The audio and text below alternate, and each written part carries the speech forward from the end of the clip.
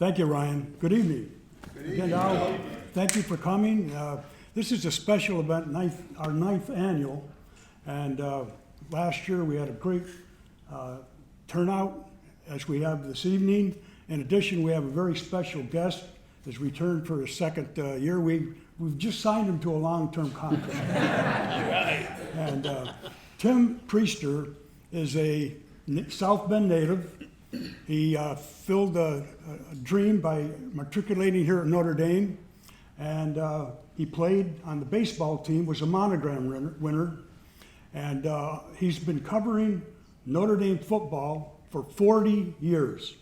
So, Tim, you graduated from Notre Dame. Tell us from there to here.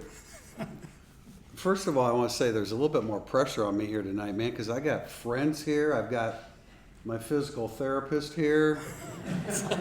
Nan's there, who I know from the basketball days. Tim Durham from high school. So Mishawaka Marion. So I'm feeling a little bit more pressure here tonight. But yeah, this will be my 41st year covering Notre Dame football, and it's been a heck of a ride, and it's been a lot of fun.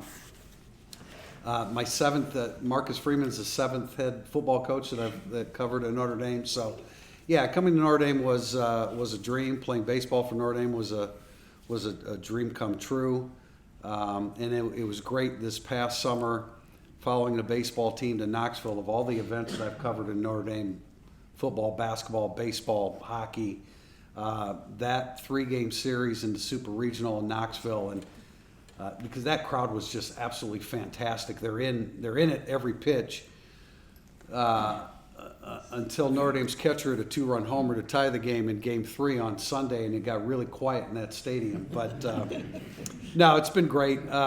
It's a lot of work. I helped kind of found Blue and Gold Illustrated many years ago, and then myself and a couple guys that I worked with at Blue and Gold, we branched off in 2005, and that has been Irish Illustrated for the last 17 years. But, to have the opportunity, I always talked about fulfilling the dream of wearing the uniform that said Notre Dame or Irish across it. And even when I talk about it now, I get emotional because it truly was. It was a dream come true, not only for me, but our family. I can remember my grandfather in his broken Hungarian telling my mother that people like us don't go to Notre Dame, and he was right. I had some people in my corner to get into Notre Dame. One being Dick Rosenthal. Before he was athletic director, I was actually best man in his oldest son's wedding, right out of high school. Jerry Hammis, the son of Romy Hammis, and of course the Hammis bookstore. Jim Gibbons, a baseball guy that put in a good word for me. So it absolutely was a dream come true. But I appreciate that, Joe, having the opportunity to talk about that. But why don't we move on and talk about Notre Dame football? Great. I have to say that Tim mentioned Irish Illustrated. It is by far the best Notre Dame site for inside information. 40 years. How many Notre Dame football games have you personally attended? I don't know that I know the exact number. I know I had 394 in a row until I had a little health incident prior to the Wake Forest game in 2017. It was more like a big health incident, but we survived that, right? Okay, great. And Tim is an expectant grandfather. Is that right? Yeah, less than a week. My son and daughter-in-law will be having a baby. My daughter-in-law's father was one of Brian Kelly's college roommates.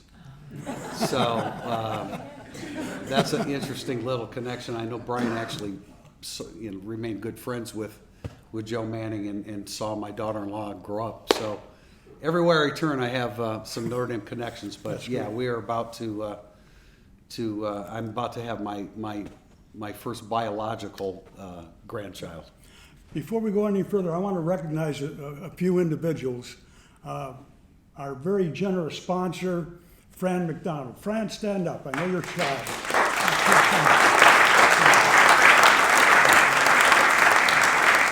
Fran was a member of the 1973 Notre Dame national championship football team under Eric Parsegian, a native of Long Island, and he was a fullback. He was a defensive back. Thank you, Fran, for your generosity. And our wonderful food, our caterer, Burke Eisinger of Whole Foods. Burke. You heard Ryan state that you do not have to be a Notre Dame grad or alum to be a member of our Notre Dame club. Burke, stand up and show your undershirt.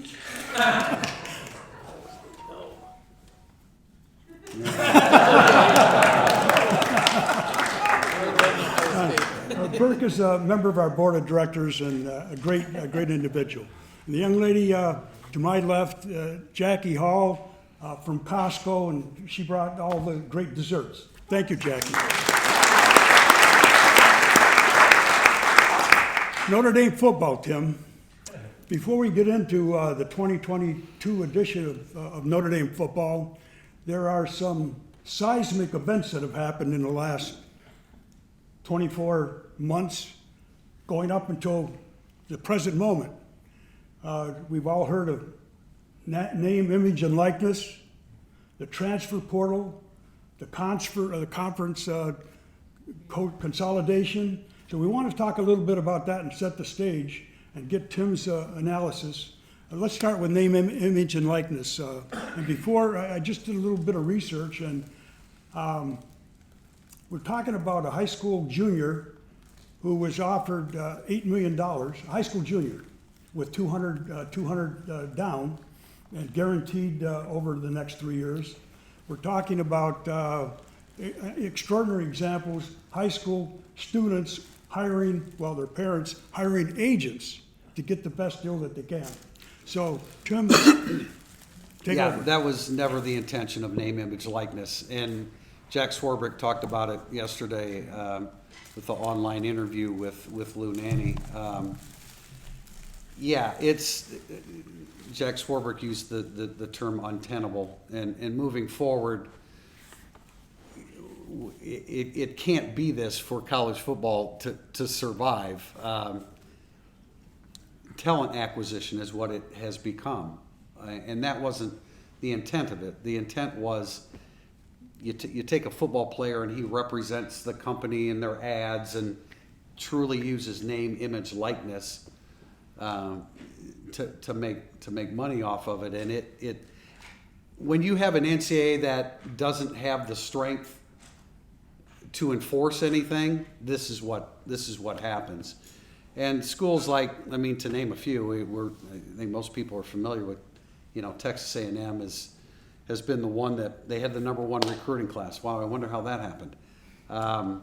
And to Notre Dame's credit, and in typical Notre Dame fashion, they have stayed above the fray and tried to do things the right way with NIL. And every now and then you see, I know recently Michael Mayer signed with a company and wearing the apparel the way NIL was intended to be. And so because of all of these things that are happening, and now we're talking about super conferences and the SEC and the Big Ten, being the super conferences. Jack Swarbrick talked about that yesterday, that he sees 20 teams in a conference. I don't know how in the world you determine a conference champion when you have that many, especially in football. But it's not a really good situation, and it doesn't play to Notre Dame's strengths, except, and Jack Swarbrick was talking about this yesterday, for those that want to get a great education, want the opportunity to benefit from NIL, and to get the great education and go on to be a doctor and a lawyer and a successful person out there. That's the whole idea of it. And it's going to be difficult for Notre Dame to compete in that environment. But you know what? It's always been difficult for Notre Dame to compete in any environment, whether it was happening, behind closed doors under the table or out in the public now. So it's difficult. That's why we take such great pride in Notre Dame and what it is and what it represents. We know that they do things the right way. It's always been hard for Notre Dame to win. It's harder than ever before, and probably going to be even more difficult moving forward. With the potential for super conferences, a key thing has happened here, and it's not official yet, but NBC and CBS and Fox are going to form a level of partnership, which is good for Notre Dame because that puts NBC into the college football broadcasting game, not just broadcasting Notre Dame games. So Jack Swarbrick sees that as an advantage, and that's something that they will continue to play up. But the game is getting out of control when it comes to NIL, and so that's going to be very difficult to combat. There's no doubt about that. Is the old college football, college athletics, amateurism, and playing for the good of the school and the community and the alumni base, is that gone forever? It's not gone forever, but it is in jeopardy. You know, I think it's going in that direction. That may be a little ways off. There are so many layers to this. I mean, to predict how it's all going to unfold now, I mean, even athletic administrators, they can't do that because let's say that you have SEC and the Big Ten as the two major conferences. What happens to all those Pac-12 teams now that USC and UCLA is going to the SEC? What happens to all the Big 12 teams, Pac-12, Big 12, and then ACC? Because teams like, Clemson in particular are going to be coveted by whether it be the Big Ten or the SEC. So there's so many layers to try to predict exactly where it's headed and how it's all going to unfold is very difficult. But the whole idea of amateurism in college sports is becoming more difficult to actually believe that that's reality. I read an article recently where the author stated that it's becoming more lucrative for a college freshman to stay in college for a year or two because they're making more money than they would be in the pros. Yeah. Well, you'd make more in the pros, but there are a limited number of spots there.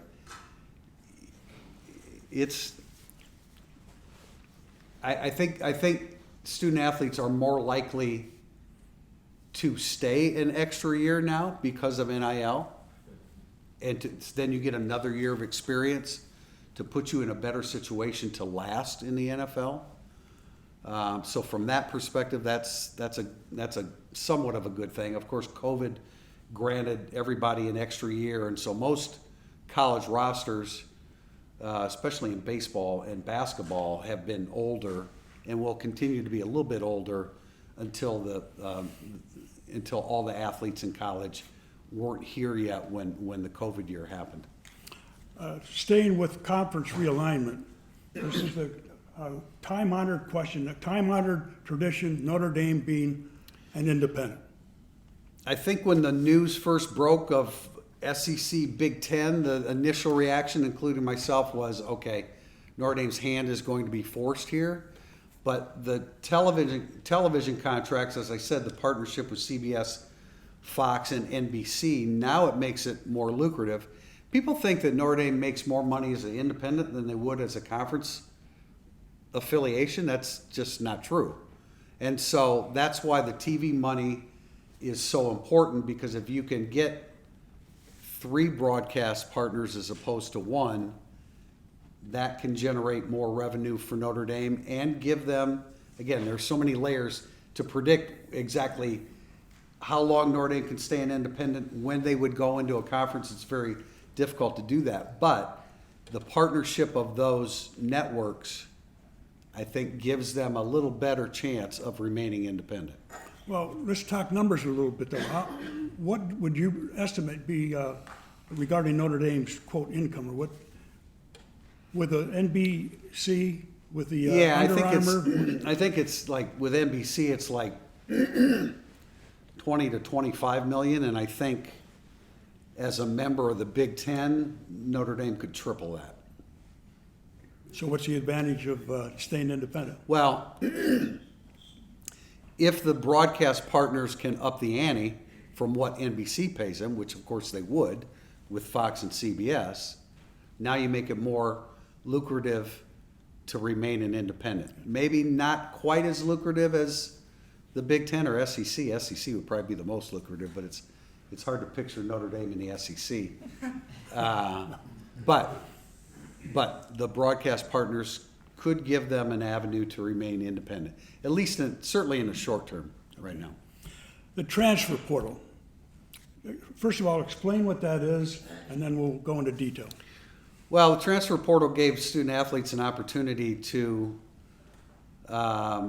see if the grass is greener on the other side. Just because you enter the portal doesn't mean that you have to leave or that you have left the school that you're at. But it gives student athletes an opportunity, quite frankly, to jump ship when things aren't going well and find greener pastures. But that's the world we live in. And then the NCAA allowed, the one-time, first of all, it was grad transfers, which I thought was a good thing. You had to get your degree from the school you enrolled in order to transfer somewhere else. But then with COVID and everything that was going on, it was decided you give them the one-time transfer where you can immediately be eligible to play. Even that's difficult for Notre Dame because, getting undergraduate football players to transfer to Notre Dame, having the transcripts and the ability to make it academically,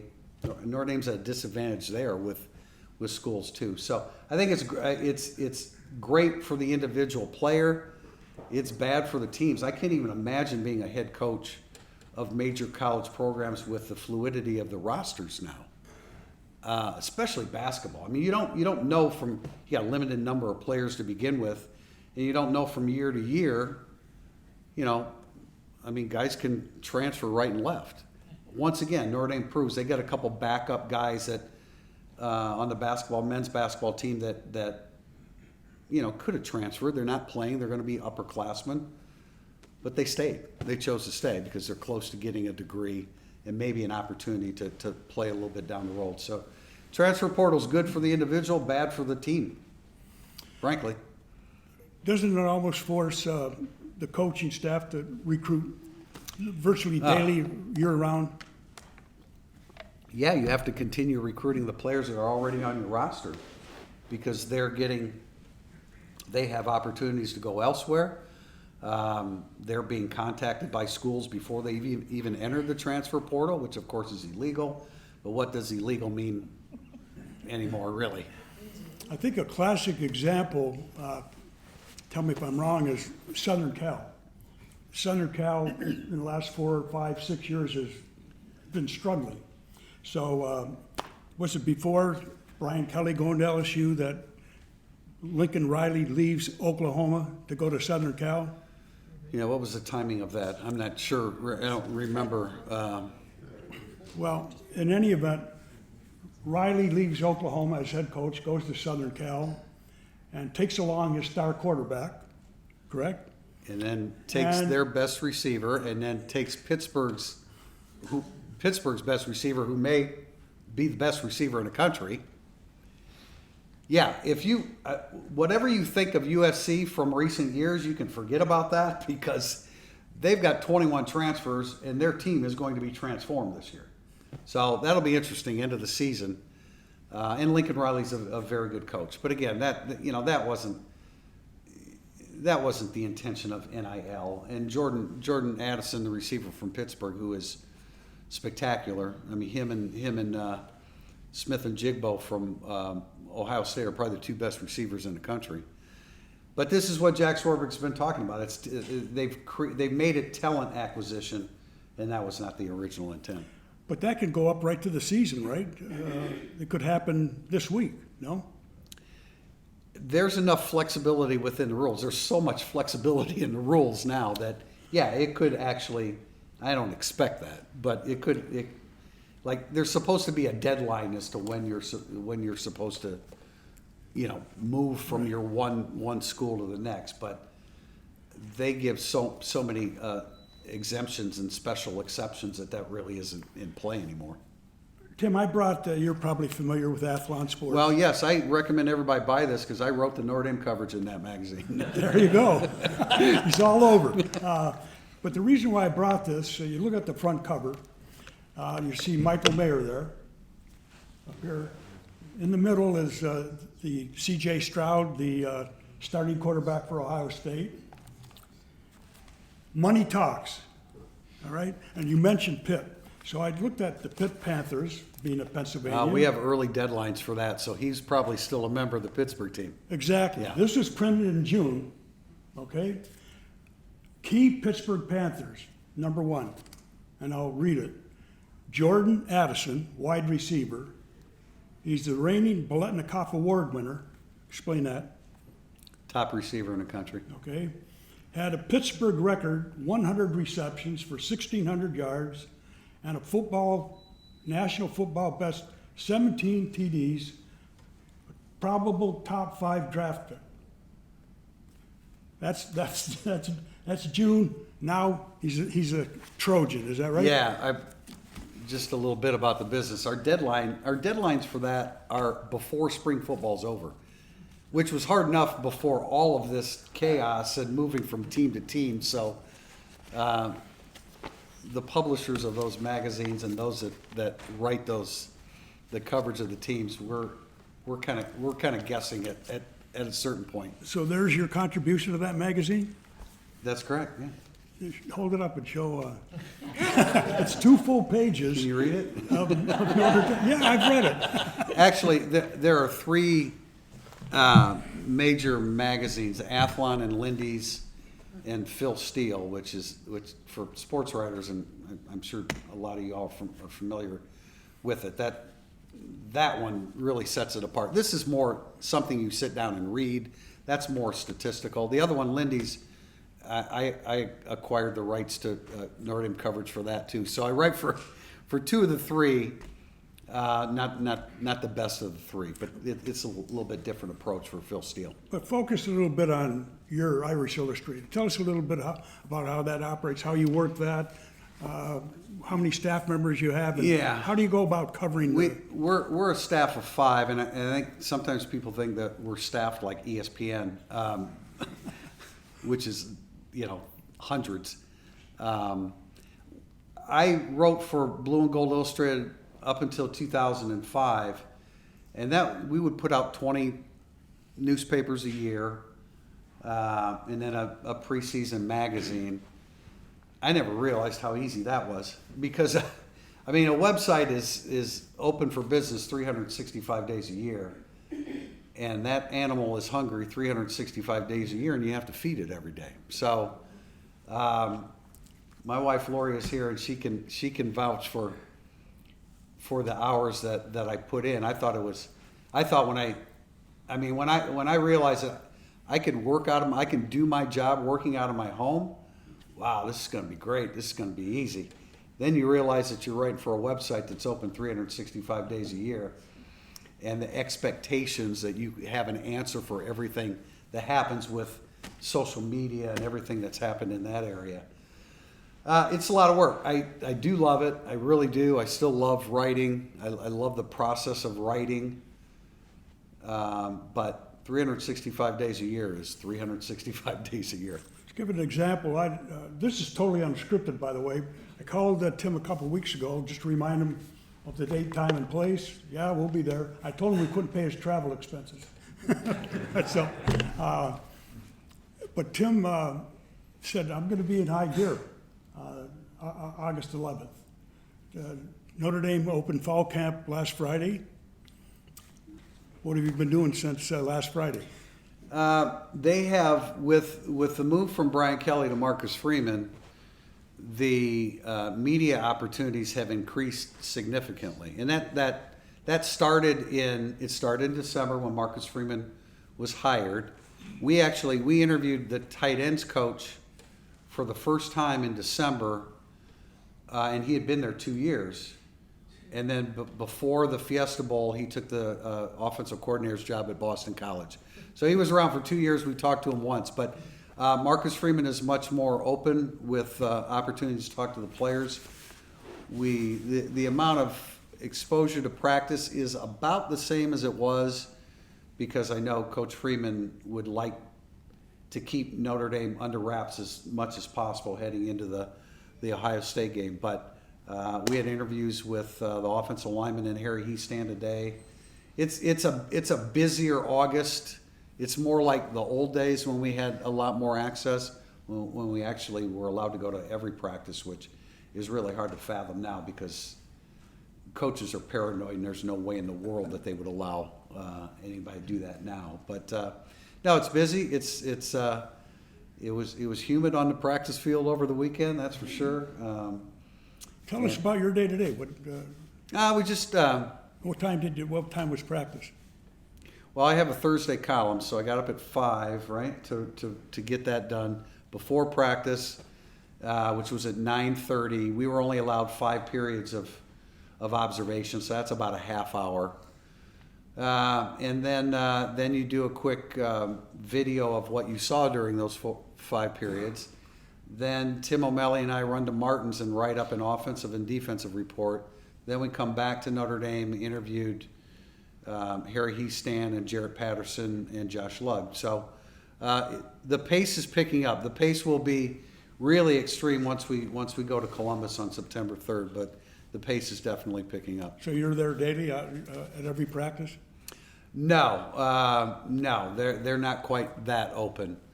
We saw a full practice last Friday when we had an opportunity to see the quarterbacks in the red zone for about 45 minutes.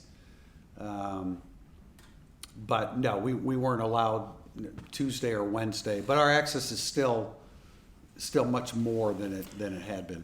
So it's been 4 or 5 practices that you've seen, and it's much more accessible, correct, under Coach Freeman.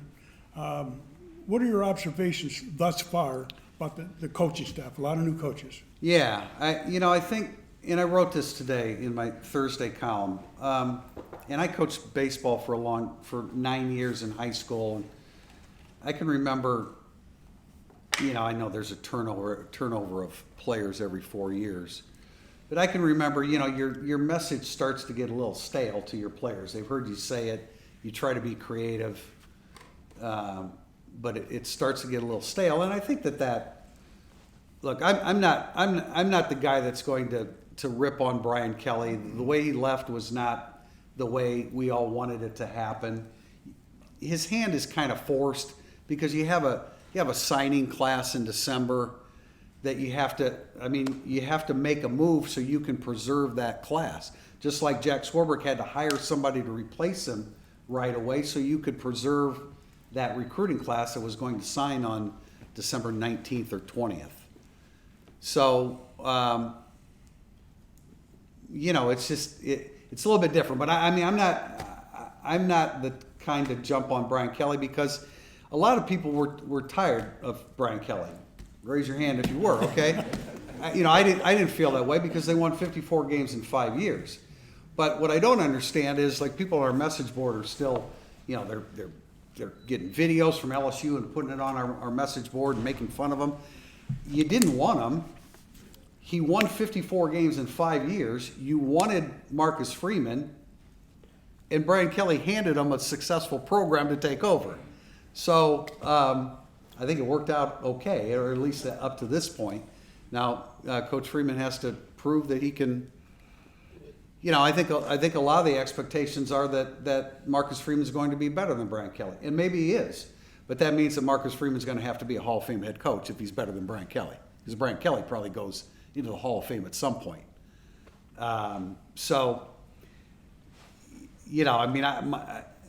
optimistic because Marcus Freeman's a tremendous human being. He certainly appears that way to me. His recruiting is outstanding. His line of communication, not only with the players and his coaches, but just like within the entire organization. He spent from January to July, he was everywhere. I mean, you saw him. He was everywhere. He was on every TV and radio show imaginable. So he worked his tail off. He's put them in a good position. Now let's see if he can avoid losing a 3-touchdown lead in the first half like they did in the Fiesta Bowl. The offensive, defensive, special teams coordinators. Of course, Tommy Rees, offense. Yeah. What can we expect there? Opinions on Tommy Rees as a coordinator are mixed. Opinions of Tommy Rees within the business are sky high. I mean, there's talk about he's going to be a head coach soon. you can't judge. I realize that there's a bottom line to everything that you do as a coach, but you can't judge every unsuccessful or successful play. Like if it's an unsuccessful play, the offensive coordinator screwed up. Well, it doesn't always work that way. There's still 11 guys that have to execute. But I think Tommy Rees is one of the bright minds in the college game, and I don't think he's going to be in Notre Dame very long because he's coveted not only in college as a head coach, but certainly as a quarterback's coach and eventually an offensive coordinator in the NFL if he doesn't land a head coaching job. I really like the choice of Al Golden as defensive coordinator. I think Al Golden is a Notre Dame kind of guy, an excellent fit for Notre Dame. He came to Notre Dame after the last 5 years with the Bengals. He wasn't the coordinator, but he was the linebackers coach, and he had previous experience as a coordinator, previous experience as a head coach. And I just think that he's a very level-headed, good fit for Notre Dame and a great sounding board for Marcus Freeman. That's a great thing about Marcus Freeman. He knows what he doesn't know, and he's not afraid to solicit opinions from people that do know. And I think that that's smart. Now, I've had people say, well, Brian Kelly wouldn't listen to his assistants anymore. Well, that's not true. Tommy Rees called the plays the last 2 years. Flat out called the plays the last 2 years. Now, they work in tandem with each other during the week in getting the game plan ready, but Tommy Rees made the play calls. So there's that notion that now that the shackles are off Tommy Rees, because Brian Kelly's gone, we're going to see something different. That's really not true. I think Tommy Rees is going to be an excellent offensive coordinator, is on his way to doing that. But Al Golden's a good choice. Brian Mason is the special teams coordinator. He was at Cincinnati. Guess who led the nation in block kicks last year? Cincinnati. So that might be something that you're going to want to keep an eye on. That, and Notre Dame, Isaiah Foskey usually blocked the kicks in previous years, but I think you're going to see a little bit more aggressive scheme with special teams in terms of punt and kick blocks and things along those lines. Return the punt?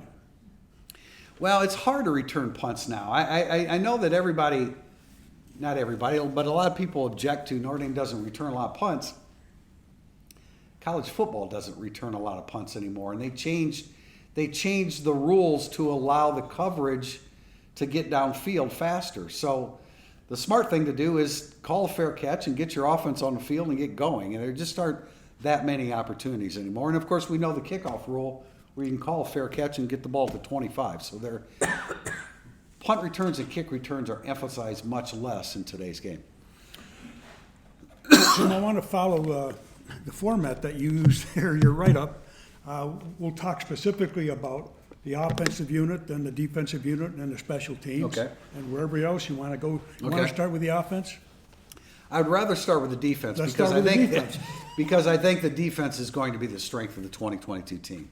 I think it has a chance to be very good to great. You know, Notre Dame has finished in the top 15 in scoring defense 4 years in a row. I fully expect this to be 5 years in a row. Now, that scoring defense average might take a hit in game one because Ohio State averaged 45 points a game last year.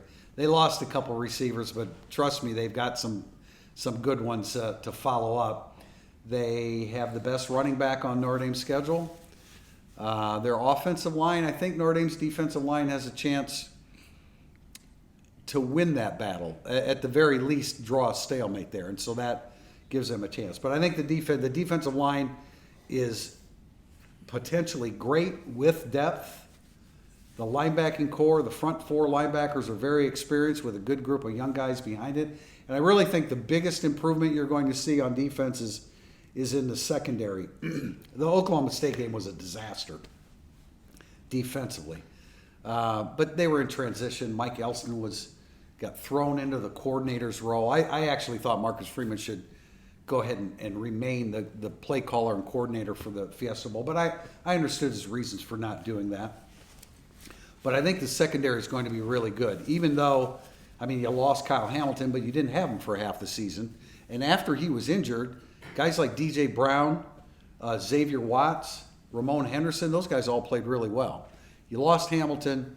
Brandon Joseph is an All-American that transferred in from Northwestern. So I think they're going to be pretty good back there. They've got a freshman named Jaden Mickey that's a cornerback that really was an early entry in the spring that has really impressed.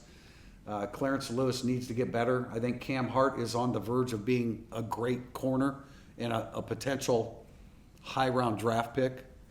Hopefully he stays for 2 years, but if he has as good a year as it looks like he might, he'll probably leave after this year. But that's a really good group. You can build off this defense. And then the strength of the offense is the offensive line. So Marcus Freeman said it several times here recently. The foundation of Notre Dame football is the offensive and defensive line, and that's where they are. Now, quarterback play, I don't know if it's good enough to win 11 games. We'll find out. Running backs are a little bit depleted because they had a couple injuries, and the wide receiver core, they just don't have enough bodies there. That's going to be difficult to get through the season with a quality wide receiver core because you guys get nicked up at that position. It's a long season, and they've got like 6 guys playing receiver, and that's you need 10 or 12 on your roster.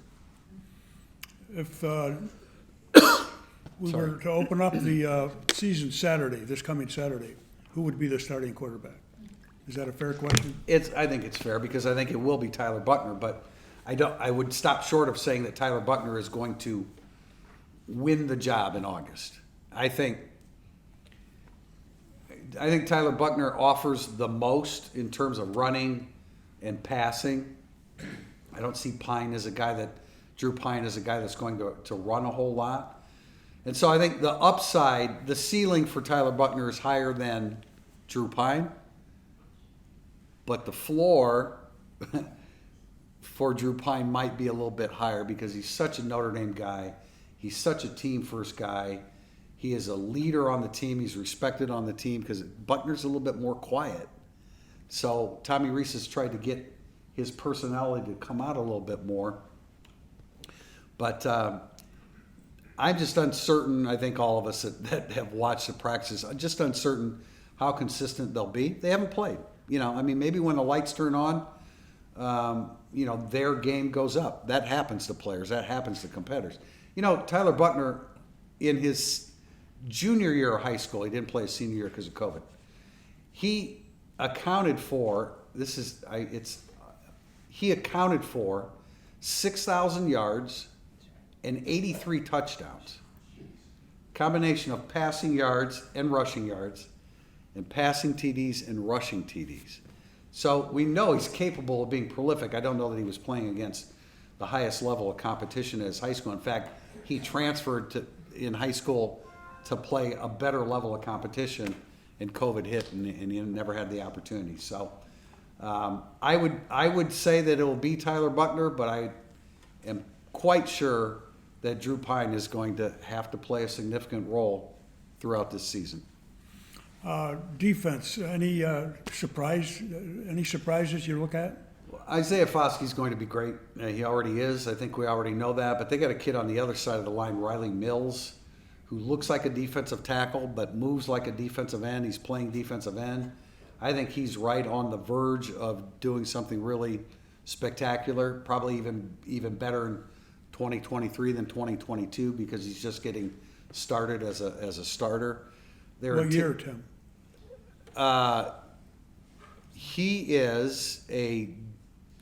He's a junior. I'm trying to think eligibility and stuff. He's a junior in school and eligibility wise. Yeah, he played too much as a freshman. So he has 3 years of eligibility because of COVID. But we'll probably play 2. He'll play in the NFL, Riley Mills. They're good at tackle. Jason Adamalola, I think, is underrated at defensive tackle. His twin brother, Justin Adamalola, will team with Isaiah Foskey at defense at Viper end, and I think he's going to have a really good year. They are deep and talented along the defensive line. So, and frankly, having looked at this throughout the summer, they don't play a lot of great offensive lines. So that line is they're going to have a good year, and then that has a trickle down effect on the back seven. Go to the offensive line. Well, Al Golden was just saying the other day, my God, is that offensive line big? His D line's going against Harry Heastand's offensive line. He's like, they're just so long, and they are. It's really incredible what happened with Notre Dame's offensive line last year, because the first half of the year, they were awful. I mean, somehow they beat Wisconsin by 4 touchdowns, and they rushed for 3 yards. And they were flat out bad. They started 4 guys at left tackle due to injuries and ineffectiveness, and then suddenly things picked up in the second half. A lot of that had to do with the level of competition in the second half of the season. It wasn't very good. Notre Dame won 7 in a row, so it was Notre Dame's offensive line coming together, but also facing weaker competition. But Zeke Correll at center, it didn't work at left guard. Jarrett Patterson got hurt in the offseason, so it gave Correll a chance to play center during the spring for Harry Heastand. Harry Heastand determined that Correll was one of the 5 best offensive linemen. So Patterson moves to left guard. He'll be fine there. He's an NFL player. You could put him anywhere on the offensive line. He'd do fine. Blake Fisher and Joe Alt are really, really freaks. For freshman starters, Fisher only played 2 games because of the injury, but those guys are good. I mean, they arrived good. Fisher came in early last spring, and I had seen film of him in high school. He's 335 pounds. He's going to be a guard, right? He's 335. And then he comes in the spring, and they put him at left tackle, and nobody can pass rush past him. So those 2 guys, Joe Alt is the son of John Alt, who played in the NFL for 13 years with the Chiefs. So those guys are going to be really good. Correll really is only effective at one position at center, and they have him there. And Patterson at left guard, and your right guard's Josh Lugg, who's in his 6th year. And the reason he's here is because for a 6th year is because maybe partly because he doesn't have a great NFL future ahead of him, but he is a Notre Dame guy all the way, and he wanted to stay and kind of pay it back to the younger guys the way the guys older than him did for him. What makes Harry Heaston so special? He's a rotten son of a gun. He's the offensive line coach. He is a mean, nasty man that takes it out on his players. You're not supposed to coach like it's interesting because, we're in a different era. We talked about all the changes in football. We're in a different era in coaching too.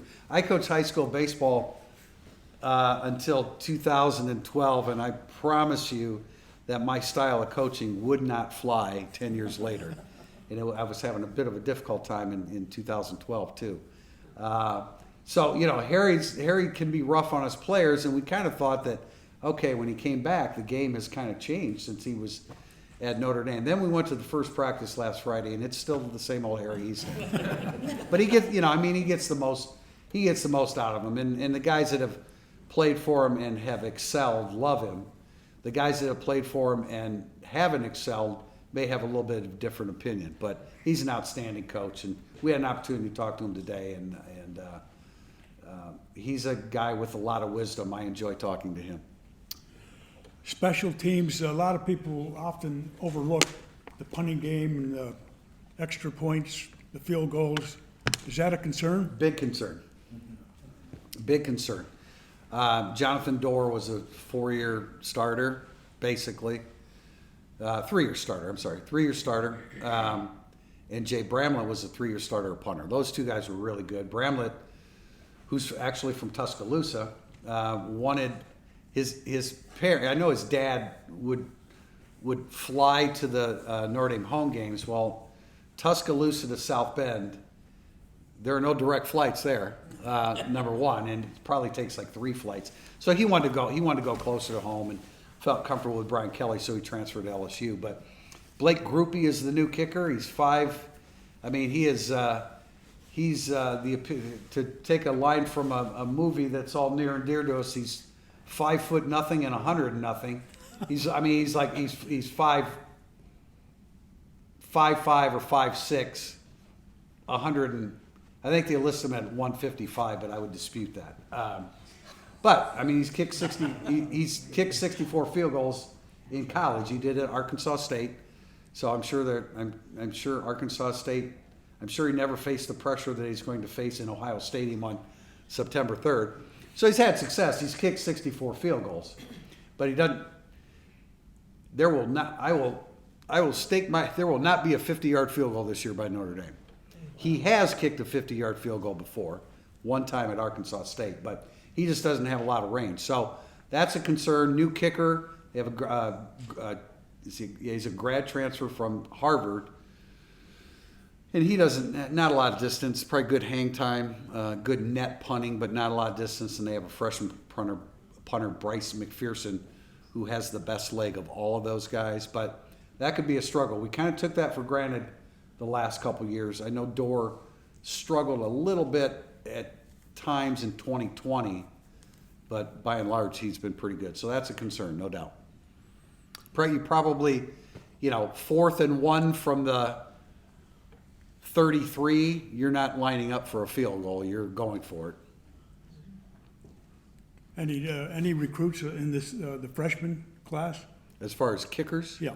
The punter, Bryce McPherson, no, there's a redshirt freshman kicker, Josh Bryan, who I don't think is ready. Anything else you want to cover about the team itself? Yeah, I want the offense a little bit more, because I think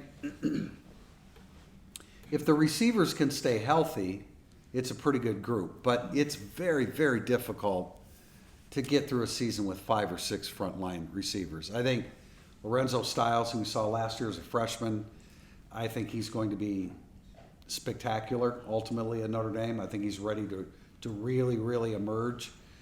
Avery Davis is back for a 6th year because he tore an ACL last year against Navy. He seems to be fine. I think we all expected when we went out to practice Friday that he would be limited, and he's not. So that's a really good sign. And then Braden Lindsey is back for a 5th year. Braden Lindsey has been inconsistent and not strong enough. I think when you see Braden Lindsey, if you're familiar with him and his game, you will see that he's a bigger and stronger kid than he's been. Jaden Thomas is a redshirt freshman, bigger guy, 6'2". And the guy that they're really excited about is a true freshman that just got here in June by the name of Tobias Merriweather. And he's really impressed. You'll see him. He's 6'4". He'll play right away. He's been very good. Joe Wilkins, you guys remember him. He was injured, in the spring, but he's coming along faster too. But it's a limited core. Matt Salerno's a walk-on guy that plays the slot. He'll play, but not real deep. There is a tight end by the name of Michael Mayer I hear he's pretty good. He's got a chance to be pretty good. He's outstanding. He's a great leader. He'll be named a captain as a junior this year. I'm quite positive, quite sure of that. And then there's a kid, Eli Raridan, who's a true freshman. His grandfather, who I actually communicated with today, was strength and conditioning coach at one point during Lou Holtz's tenure. Eli Raridan is a rare talent, and I think you'll see him early in the season. Holden Stays is a freshman receiver that I think you're going to see him early in the season too. But number 2 guy is Kevin Ballman behind Michael Mayer. The best job in the world on offense in Notre Dame this year is the number 2 tight end, especially if you're on the field with Michael Mayer, because they sure as hell, they're not going to pay attention to you. So he's going to, whether it's Kevin Ballman or Eli Raridan or Mitchell Evans is injured now, but the number 2 tight end on the field with Michael Mayer has a good matchup. You mentioned the strength of the offensive line. Great. What effect does that have, hopefully positive, on a limited running back core? Yeah. And Logan Diggs is the guy. It was so unfortunate. It was late in the blue gold game. I mean, not even really sure why he was carrying the ball late in the blue gold game. But you don't expect him to take a shot on the shoulder and then need surgery and have to rehab it all summer. But he seems to be coming along pretty well. Chris Tyree is another guy. Excuse me, I'm talking myself out here. Chris Tyree is another guy in addition to Braden Lindsey, who I think you're going to see a difference in the way he looks physically. And he needs to, because I don't think he broke very many tackles the first 2 years here at Notre Dame. But With Diggs, still uncertain whether Diggs will be ready for Ohio State. I would say more likely not than he will be ready. So Tyree's got to shoulder the burden there. Audric Estime, for those that are familiar with him, he will definitely stand out because he is his upper body, he's a monster. You're going to see him a lot, number 7. Unfortunately, I mentioned Jaden Mickey, the freshman cornerback, and I mentioned Tobias Merriweather. Those are 2 of the freshmen that they've really been impressed with. But Jadarian Price is a running back that came in early in the spring and really, really impressed Dylan McCullough, the new running backs coach. And then he tore his Achilles in June.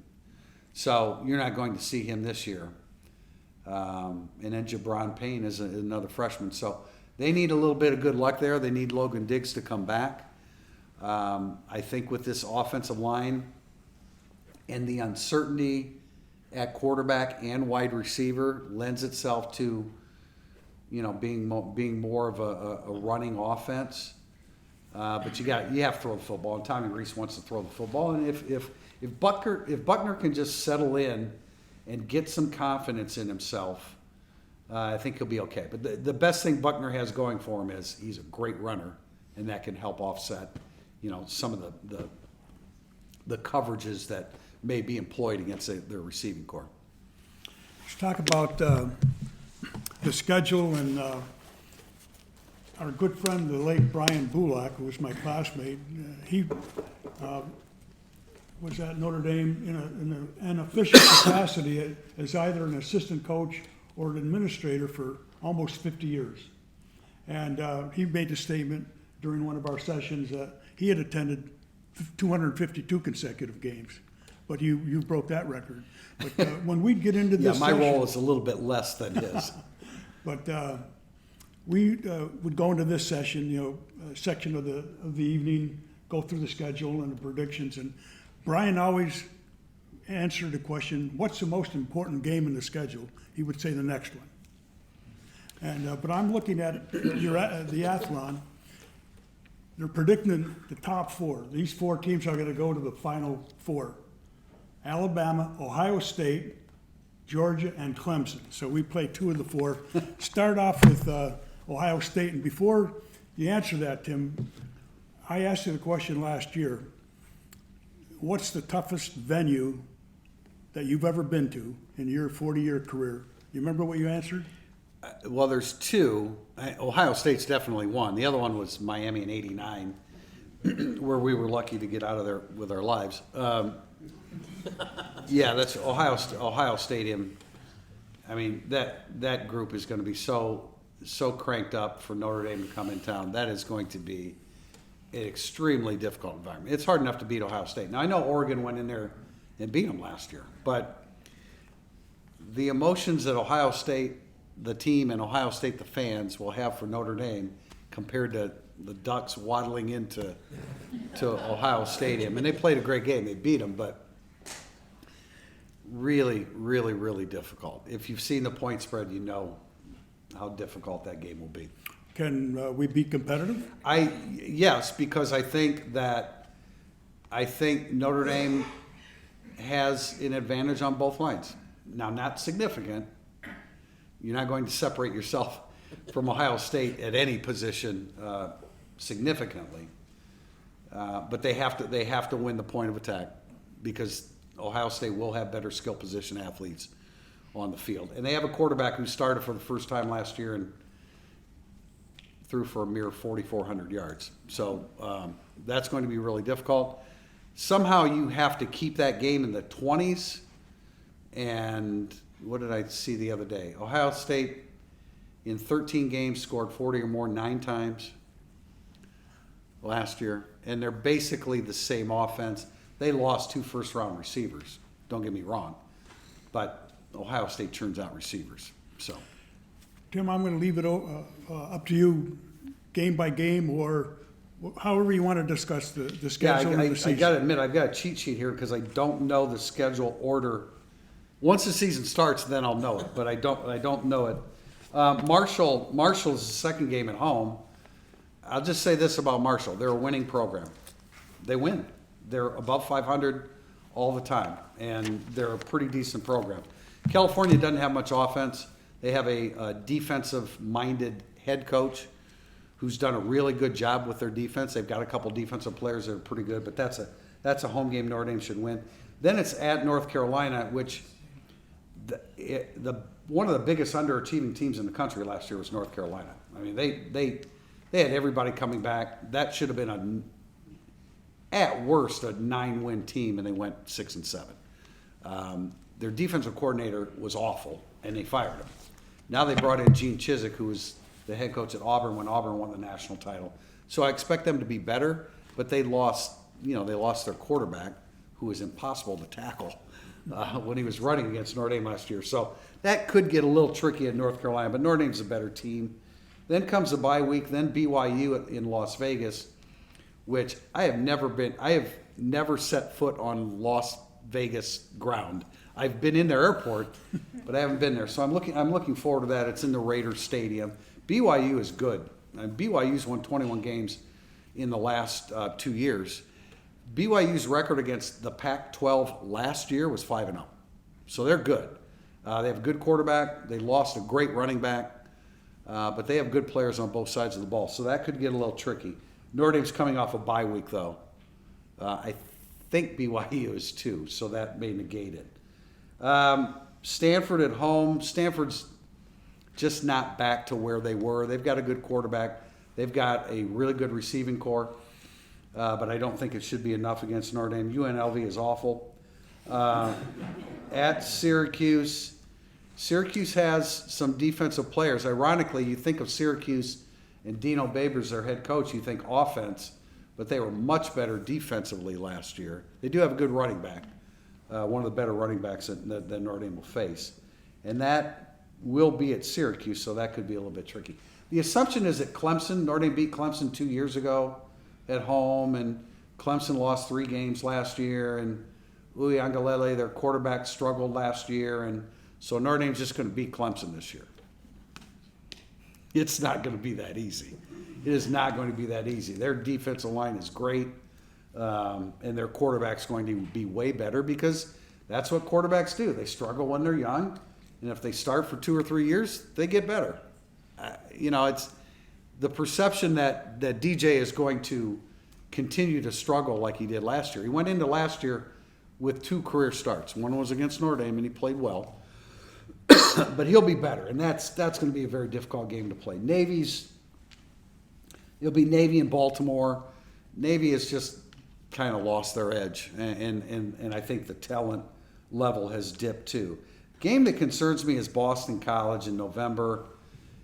Phil Jurkovec coming back in here, a good young head coach, a defensive-minded head coach, a defensive coordinator that's done a really nice job there.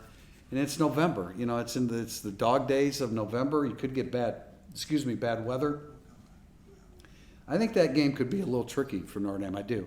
Jurkovec left here with no confidence when he left. And that situation was mishandled by Brian Kelly and Chip Long. That never should have happened. The kid left here with no confidence. But he's got it now, and he'll have an opportunity. And then, like I said about USC, what you think about USC from the last 5 or 6 years, you can forget about that because they have a very good head coach. And they got a bunch of talent now that they didn't have the last couple of years. So what's the bottom line? I've had people say, I think it'll be 8-4. I'd be disappointed if it's 8-4 because if you're 8-4, that means you lost all the big games, basically. If you say Ohio State, Clemson, USC, and BYU, or maybe you win one of those and lose to a Boston College, I think 8-4 would be disappointing. Notre Dame has better talent than that. The quarterback play is going to be really, really significant, and then staying healthy at running back and wide receiver. I think 9-3 probably makes the most sense, but I think Notre Dame's talent level is 10-2. If quarterback play, healthy, there's so many things that can happen. That's why I don't, projections. The only prediction that I can make that I want you to have any faith in is the one that I make on Friday, the day before the game, because you can't. You don't know the state of a team in October and November with injuries? What if Brandon Joseph is hurt? What if Riley Mills is hurt? Or Isaiah Foskey? You can't project those things. We have just a few minutes left. Open up for questions and answers, about 5. Keep your questions brief, please. And I'll try to give the answer them briefly. Yeah.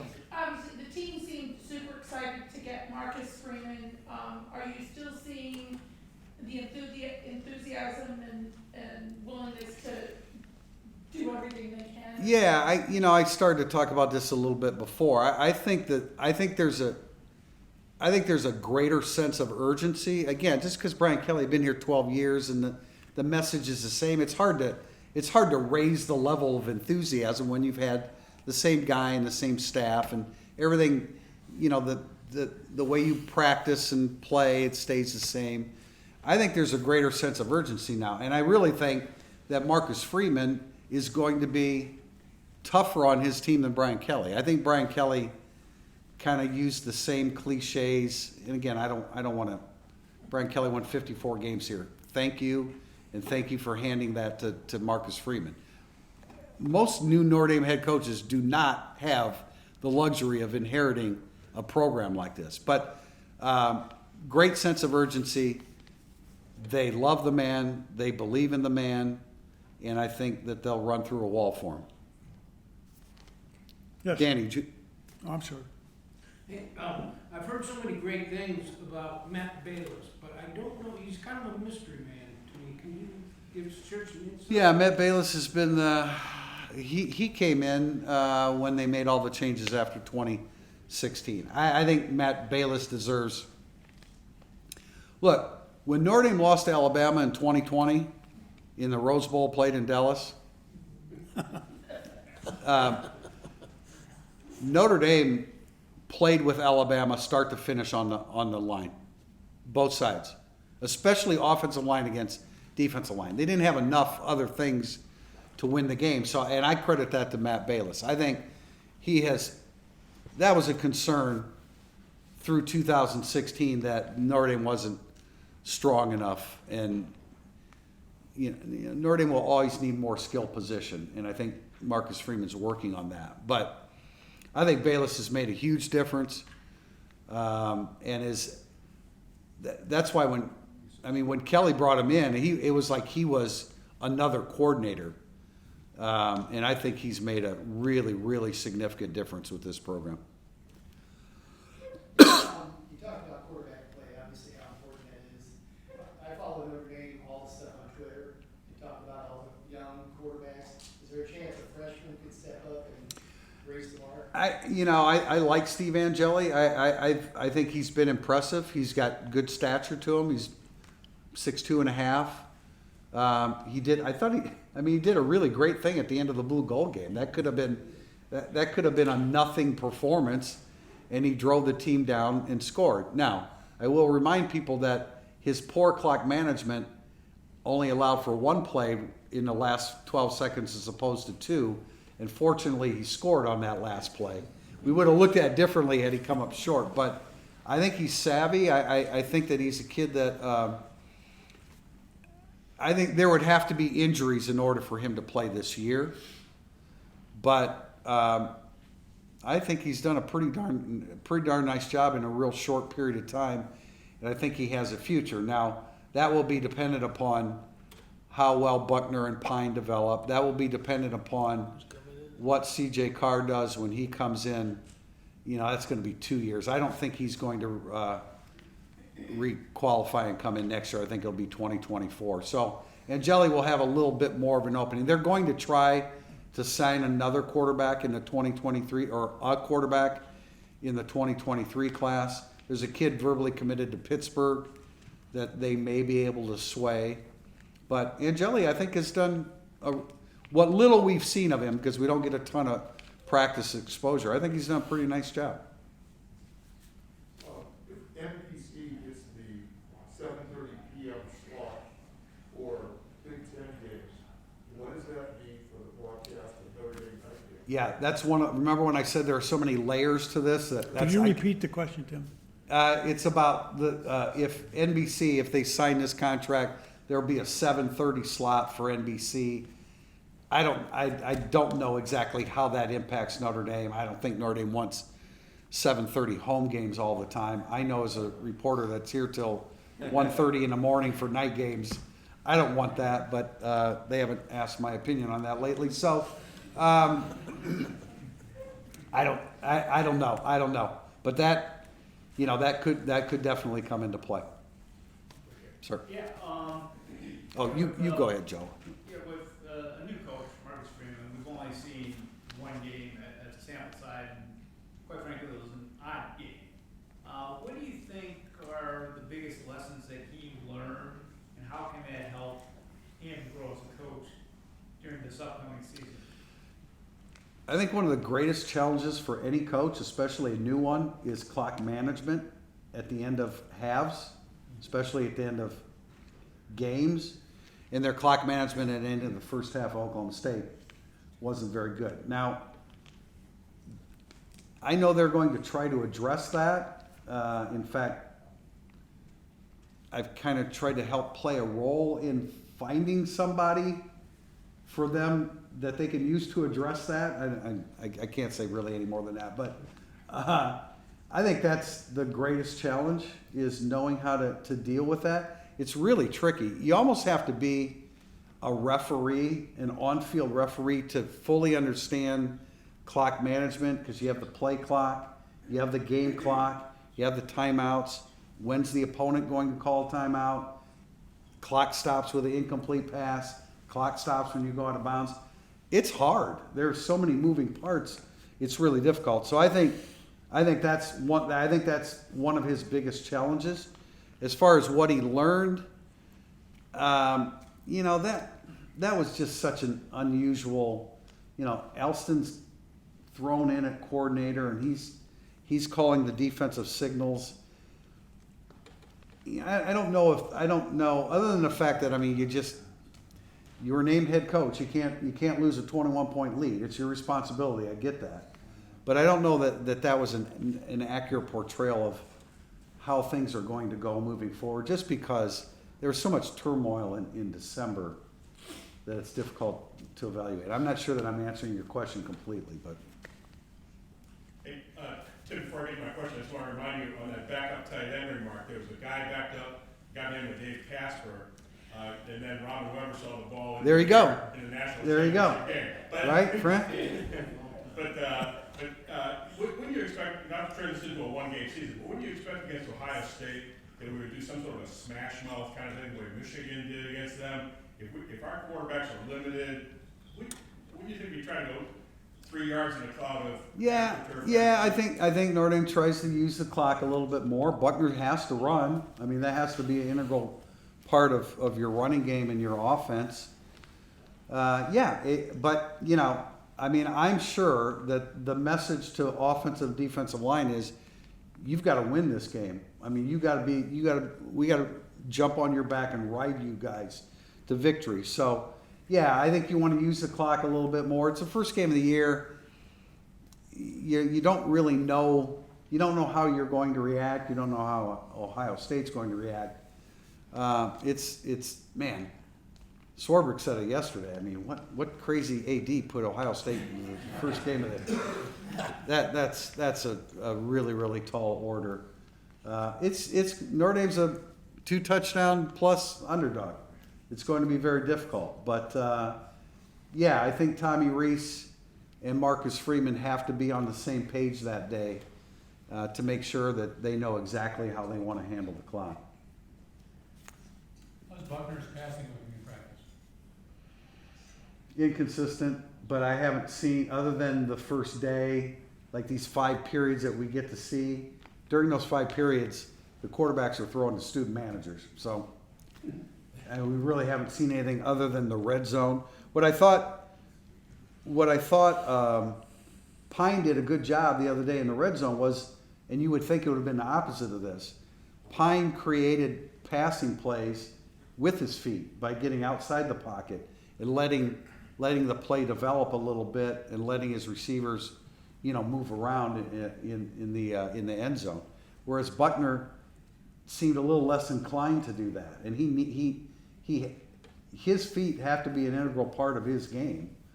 And he's just going to have to be. He's going to have to. But I hate to. That's one of the things. We write a practice report. We invented the Notre Dame football practice report, by the way, many years ago, and I wish we hadn't.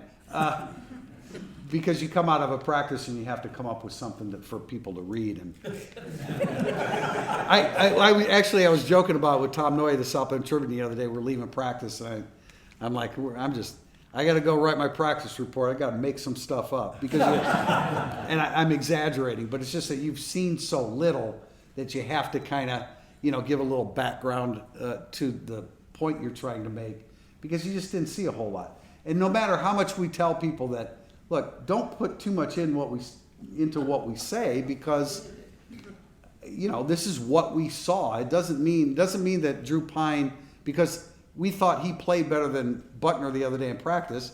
We're not saying that Drew Pine's going to start over him. We're just telling you what we saw. So, it's a little bit difficult sometimes to actually discern what's happening with the brief amount that we have. Go ahead. Tim, maybe out of your area of expertise, but one thing that's kind of surprised me the last couple of years is I went to the Toledo game last year. I thought it was maybe a blue gold game. There might have been actually more people at the blue gold game than there was the Toledo game. I was there the next game, Purdue game. Much better, but still I had more not room than I did in our other days. And I was at the Georgia Tech game, particularly in the visitor section. A lot of empty seats. And that seems to be, the last couple of years. And I don't know if it's a function of the world we live in. Every freaking college game is on, TV somewhere. I think it's partly that. But I think the only game that's going to be sold out this year is the Clemson game. I think the other games, I can scalp tickets more as an 83 graduate. I was getting more for tickets back in 83 than I could get for tickets. Tim, go ahead and respond. I'm not talking about you guys or anybody in particular, but I think Notre Dame fans have become a little bit jaded and have kind of have taken it for granted. There are some schools that are always going to pack their stadium. Georgia's always going to pack their stadium. What a great environment that was. That was a really cool experience between the hedges. I can remember hearing that term as a kid, between the hedges, and I thought, wow, it'd be really cool to go there someday and say I had the opportunity. But yeah, I think broadcasts. I mean, it makes it so easy to just stay at home and watch a game. But every Alabama, Georgia, they play non-conference games in September that aren't big attractions, but they still fill the stadium. I just think that as a whole, Notre Dame fans have become a little bit jaded and kind of take for granted the opportunity to see Notre Dame play in Notre Dame Stadium. I don't know. You're right. It's definitely heading in the other direction. Is there any concern with Jack or? Yeah. Does that concern him? Yeah, I mean, they're trying to come up with creative ways to sell tickets, but ultimately the most creative way is to charge less, and then you're kind of defeating the purpose They of already it. have dropped the prices for Marshall the earliest they've ever Yeah. done that. Yeah. Right here, sir. On the assistant coaches, at the end of last year, most of them seemed to be staying, and then some of them moved on to other places. The biggest one, as you mentioned, by Mike Elston, and he came in with Kelly, thinking if he'd leave, he'd go with Kelly, but I thought he was a true Notre Dame stay. Yeah, we did too. Of course, he played for Michigan. I think the Fiesta Bowl embarrassed him. It was his one opportunity to be the coordinator and maybe audition for the job. I don't think that they were inclined to go in that direction because he hasn't been a coordinator. But and again, I don't know the negotiations with Michigan, but I'm sure it's his alma mater, and Michigan tugged at the heartstrings a little bit, and then he left. I was surprised by that. But like John McNulty, he got an opportunity, the tight ends coach. He got an opportunity to be the offensive coordinator at Boston College, so he took that. Lance Taylor, the running backs coach, got an opportunity to be a coordinator for Louisville. Those were all step ups. Yeah, exactly. So I really like Notre Dame. Really upgraded at receiver coach. Chancey Stuckey is an enthusiastic young coach who I think played in the NFL. I think is going to do a really good job. Harry Heastan is an upgrade on the offensive line. Defensive line, Al Washington, I think very comparable and productive to Mike Elston. Probably a little bit more aggressive. Elston was more about gap control and that kind of stuff. We may see a little bit more aggression up front with Al Washington. I like Al Golden. Special teams. I thought Brian Polian did a solid job as special teams coach, but Brian Mason's kind of a difference maker, especially with the kick blocks. So, Got 2 more questions. Yes, sir. Tim, Go ahead. with NIL and the money that other schools are spending to attract the recruits, et cetera, if you look at the projections, we're sitting with the #1 class in 2023 and 24, and I'm trying to justify how the disadvantage we probably are at isn't showing up in the recruiting rankings at this point.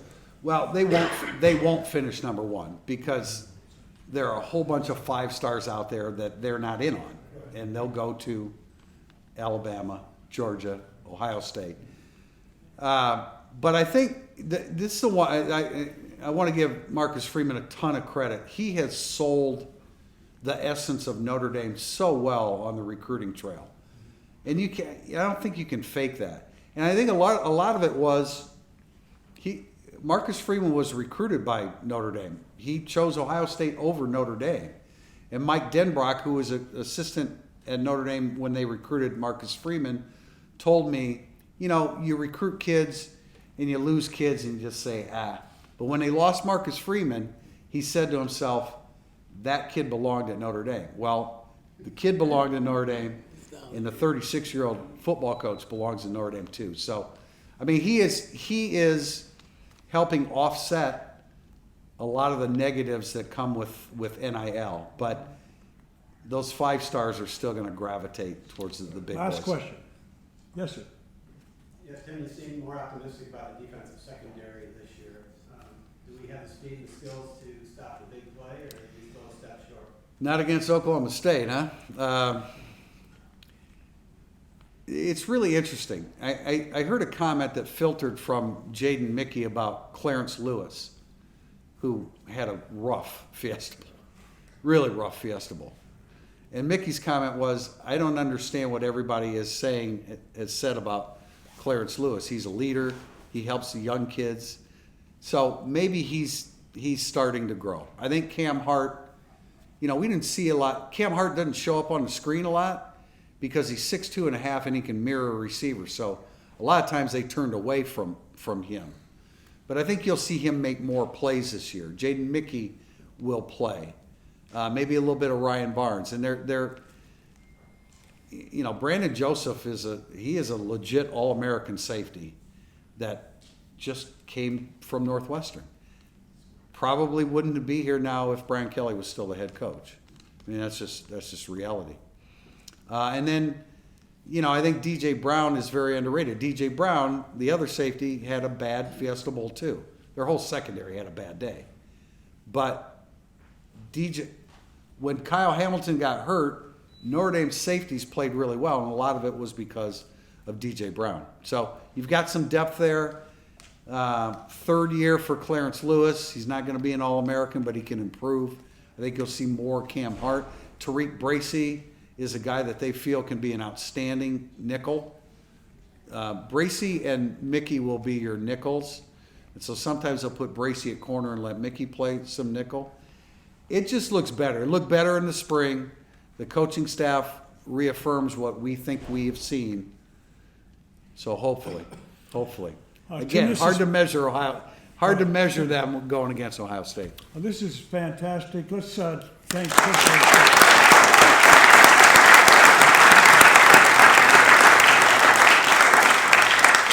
Thank you all for coming. Appreciate it, and we'll see you next year. Go Irish. Good job. Excellent. Nine clear today.